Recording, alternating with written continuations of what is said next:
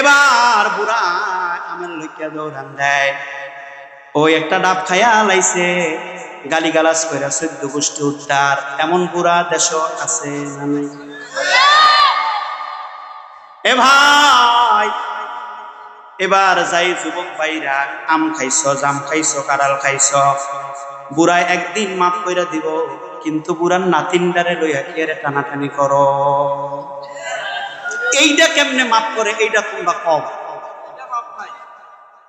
হেতে নাইলে এটা দৌড়ান দিচ্ছে, এইটা একদিন মাফ করে দিব, নাতিনটা লইয়া টান্ডা দিলে কলজারা টান্ডা লাগে না রে ভাই? এটা লইয়া টানাটানি করবা? তাহলে খ্রিস্টান ধর্মের উনি যখন নাকি ওনাকে এত হাজার হাজার মানুষের সামনে বেয়াস্তুতি করে ফেল, উনি চুপ হয়ে গেছে। এবার ইহুদি ধর্মের একজন দাঁড়ায় কয়, তাদের চরিত্র বানাও ভালো বানাইতে হলে তাদেরকে ইহুদি ধর্ম পড়াইতে হবে। ডাক দিয়া কয়, গুরুজি আপনার কথা ঠিক না, যদি ইহুদি ধর্ম পড়াইলে যদি ভালো হইতো, তাহলে আপনারা কিসের জন্য গাজার মুসলমানদেরকে পশুর মতো আপনারা হত্যা করে? বিশ্বের ভিতরে সবচাইতে বড় সন্ত্রাসের নাম ইহুদি। নাম কি? এবার আসেন ভাই, কথার সামনের দিকে অগ্রসর হয়। এ ভাই, ভারত থেকে একজন হিন্দু ব্রাহ্মণ গেছিল ওই জায়গার ভিতরে। উনি আস্তে আস্তে কথা বলতেন, মাথাটা নিচা করে করে কথা বলতেন। উনি চট করে দাঁড়ায়া ডাক দিয়া কয় যে তাদেরকে যদি ধর্ম তাদেরকে যদি ভালো বানাইতে যদি চান, তাহলে তাদেরকে বাইবেল পড়ান, রামায়ণ পড়ান, বিদ্যাসাগর পড়ান। এই কথা যখন নাকি বলল, আরেকজন লোক দাঁড়ায় কয়, হিন্দু গুরুজি আপনার কথা ঠিক না, যদি আপনারা বাইবেল পড়াইলে, যদি রামায়ণ আর গীতা পড়াইলে, মহাভারত বিদ্যাসাগর পড়াইলে যদি ভালো হইতো, আপনারা কেন ভারতবর্ষের ভিতরে মসজিদ গুলো ভাঙ্গা কেন আপনারা মন্দির বানান? কেন? তাহলে আপনাদের চরিত্র কিনা বালা? এবার আর কোনো কেউ কথা বলে না। ওই ডক্টর রবিন ম্যান্ডেলা 22 জেলা উনি দাঁড়ায় ডাক দিয়া কয়, আপনারা যদি কেউ আর কোনো যদি মত না দেন, কথা যদি না বলেন, তাহলে আমি অনুষ্ঠানটা শেষ করে দেব। কয় শেষ করে দেন, আর কারো কোনো মত নাই। এবার ডক্টর রবিন ম্যান্ডেলা ডাক দিয়া কয়, এই যুবকগুলারে যদি ভালো বানাইতে চান, তাদের হাতে কোরআন তুলে দেয়। এই ডক্টর রবিন ম্যান্ডেলা একজন খ্রিস্টান। কি? উনি যখন এই ওয়াজ শুরু করলেন, সবার চোখগুলো বড় বড় হয়ে গেল, বড় বড় হয়ে গেল। কি কয়? একজন খ্রিস্টান হইয়া মুসলমানের প্রশংসা করে, কয় আপনারা আমার প্রতি কেউ রাগ করিয়েন না, কেউ রাগ করিয়েন না। আমার কলেজের ভিতরে যেই 10,000 ভালো, এরা সবাই মুসলমান। এরা কি? জোরে কোন কি? ওই জায়গার ভিতরে ডক্টর রবিন ম্যান্ডেলা একটি ঘটনা শোনায় দিতে, যুবক মন দিয়া ঘটনাটা শোনার চেষ্টা কর। একজন যুবকের ঘটনা শোনাইলেন। কয়েকজন যুবক মাদ্রাসায় লেখাপড়া করত। এক রাজার বাড়ির পাশ দেওয়া যাইত। ওই রাজার বাড়ির পাশে একজন ছিল রাজরানী, একজন রাজরানী ছিল, ওনার মেয়ে ছিল। ওই যুবকের দিকে তাকাইয়া তাকাইয়া মনের ভিতরে প্রেম নিবেদন করছে, প্রেম নিবেদন করছে। যখন নাকি প্রেম নিবেদন করছে, যুবক নিচের দিকে তাকায়া তাকায়া কারো দিকে তাকাই না। এবার প্রস্তাব দিল, যুবক মেয়েটা প্রস্তাব দিছে, ওই হুজুরটারে আমার দরকার, আমি হুজুরটারে ভালোবাসা ফেলছি। হুজুরে কয়, না না না, আমি ভালোবাসার কাছে আমি কি নাই।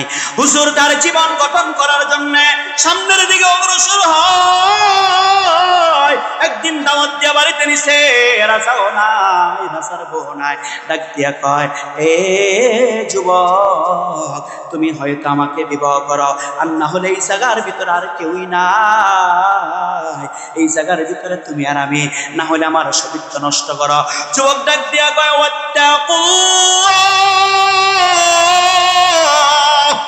তুমি কারে ভয় করো? আল্লাহকে ভয় করো। আমি পারবো না, পারবো না। তুমি আল্লাহকে ভয় করো, আমি পারবো না। এবার যুবককে যতই বলে যুবক আর আগায় না, যুবককে যতই বলে যুবক আর আগায় না।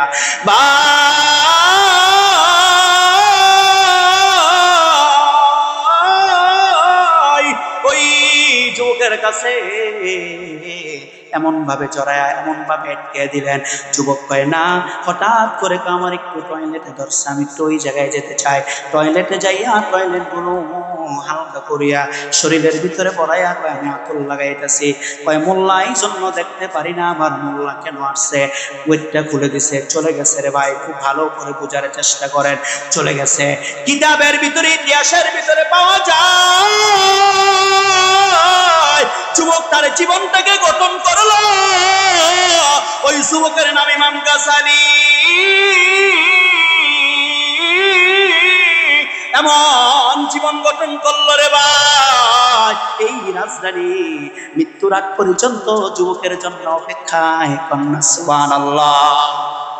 এ ভাই যুবক, তুমি এমন জীবন গঠন করো, ওই নাতি তোমার কাছে নিয়ে আসবে, আইসা বলবে একটু নাও, একটু নাও।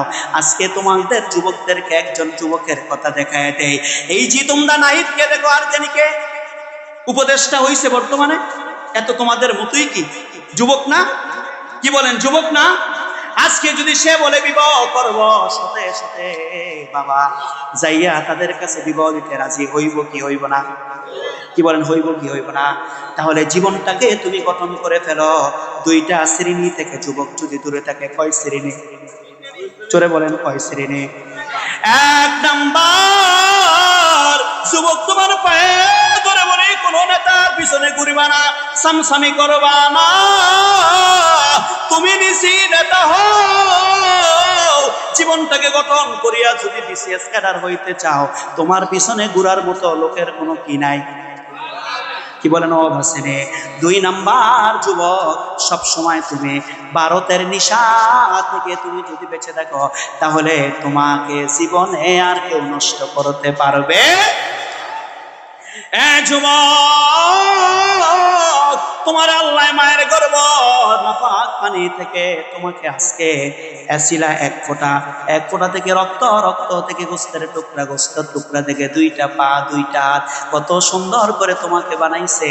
যুবক, যখন জন্ম নিছ তখন হইছিলা 2 কেজি, আর এখন তুমি হইছ 40 কেজি। জোরে কোন কথা ঠিক কিনা? এই 2 কেজি থেকে 40 কেজি বানানোর মালিক কে? খুব ভালো করে বোঝার চেষ্টা করেন রে ভাই। আমি সামনের বিষয়ে কেমনে করিয়া যাব? এ ভাই, এই যে পাশে কবর, এই যে মসজিদ, এই যে মাদ্রাসা, এই জায়গার মানুষ বড় ভাগ্যবান। এই কবরের ভিতরে যারা শুনবে তারাও কি বড় ভাগ্যবান। তার কারণ মসজিদের ভিতরে যখন হুজুরে আজানের পরে যখন কেরাত করবে আলহামদুলিল্লাহি রাব্বিল আলামিন, কবরওয়ালারা শুনে কি শুনে না? এই কবরের ভিতরে আমার প্রিয় বড় ভাই আব্দুর রব ভূঁইয়া সাহেবের বাবা আছে, মা আছে, অনেকেরই বাবা মা আছে। ওনার কলিজার টুকরা মেয়েটা এই জায়গার ভিতরে আছে। জোরে কোন কথা ঠিক কিনা? এই জায়গার ভিতরে আপনিও শুইবেন। এই আসের খোলা মানুষগুলো বড় বুদ্ধিমান আর বড় ভাগ্যবান। এই জায়গার ভিতরে ভাই মসজিদটা যত সুন্দর হবে, কবরস্থানটা যত সুন্দর হবে, জিয়ারত তত বেশি হবে না কম হবে। আর যেই জায়গার ভিতরে মুমিন বান্দারা যায় 2টা হাত তুলে, ওই জায়গার ভিতরে কবরের আযাব কয়দিন বন্ধ থাকে? 40 দিন পর্যন্ত বন্ধ থাকে। কন্যা সুবহানাল্লাহ। এত বরকতময় কপালওয়ালা আমরা আশকোলার মানুষ। কন্যা সুবহানাল্লাহ।